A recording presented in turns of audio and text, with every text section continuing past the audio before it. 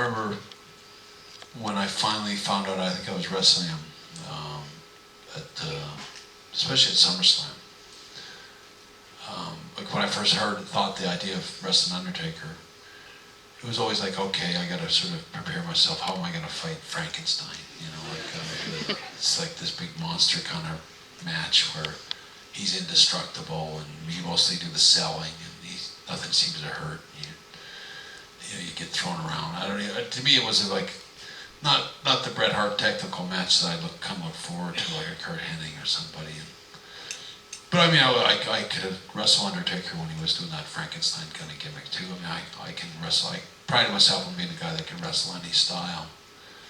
But I remember Undertaker was so happy when he found out he's wrestling me, and he came and found me, and he goes, I'm really happy that I'm gonna finally get to show everybody that I can really wrestle.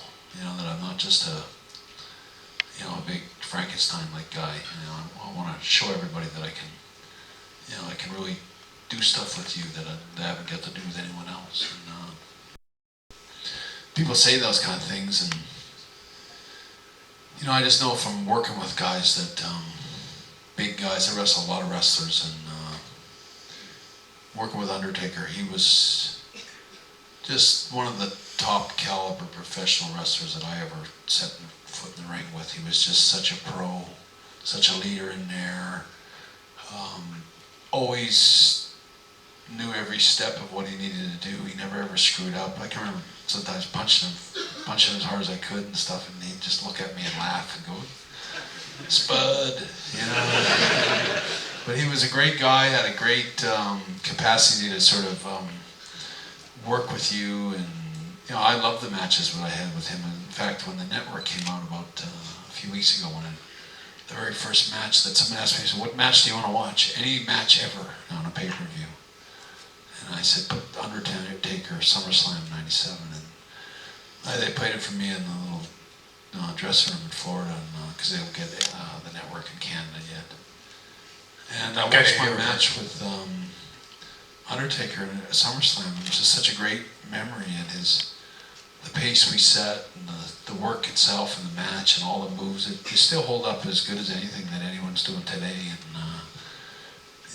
I loved working with them. I wish I could have worked with them a lot more times. And those are my big regrets about that whole fallout with WWE and Vince and Shawn and the whole thing that happened, is all the stuff that didn't get done, all the matches, all the rematches with Stone Cold that I didn't get to do, and even the stuff that me and my brother could have done, and some of the guys I could have worked with in those later years, like Kurt Angle and Rey Mysterio and Jericho and Benoit and a lot of these guys. I would love to have worked with them. I would have still been good enough to have some great stories with those guys. I regret that I ever went to WCW. I regret that I ever worked with Bill Goldberg.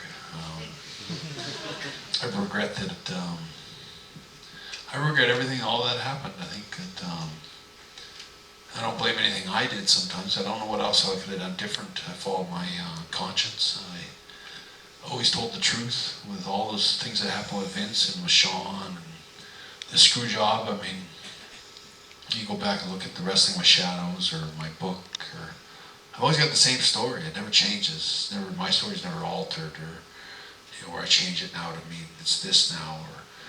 But everyone's story back then, like from Shawn and even Vince, their stories have all changed to where the story is now. Like I told the truth the whole time. I tried so hard to be honest with Vince and honest with Shawn, and to work really hard for that company and just draw them as much money as possible. And when I signed for that big contract with Vince McMahon in the first place, which was for I think $1.5 million a year, I was the highest paid guy I think in wrestling at that time in that company for sure. And when WCW offered me all that extra money, I never wanted to go.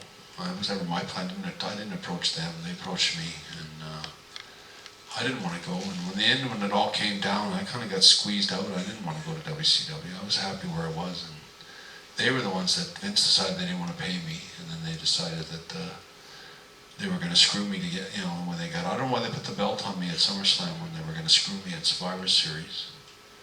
I don't understand, why we couldn't have figured out something else that would have been more logical to do. I mean, some people say that the screw job was a work, The sad thing about the screw job is it should have been a work, or could have been a work. I mean, if someone said to me, like, look, we're going to have you do this to Sean at the very last night, or Sean's going to do this to you.